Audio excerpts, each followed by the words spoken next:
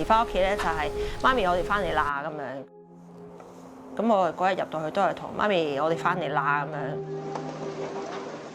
Months earlier, a deadly fire tore through Wang Fuk Court in Hong Kong. Phyllis's mother lived in the first block that caught fire.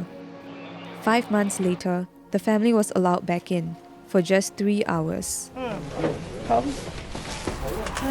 我屋企咧，最深刻嘅印象係翻屋企嘅時候，佢會翻嚟啦，好好啊，整咩俾你食啊？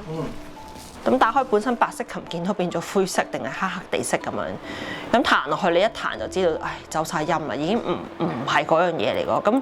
咁嗰下嗰啲聲音係有啲令人唔開心嘅。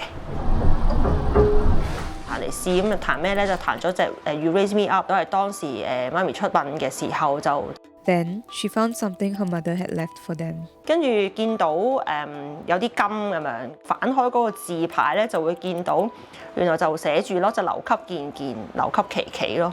佢冇可能還原到原本嗰個色㗎啦，但係我覺得咁樣更加好，因為呢個就係一個歷史，你唔會抹得走佢嘅。呢個歷史係發生咗，咁而且就係我哋就喺呢個歷史上邊繼續去延續我哋嘅生活咯。有時諗起即係媽咪唔喺度喎，都會有唔捨得啦。但係又諗起，咦，同媽咪有啲好嘅時光喎。咁跟住臨走，我記得都係我同媽咪講，媽咪我哋走啦，一齊走咯，叫佢哋同我哋一齊走。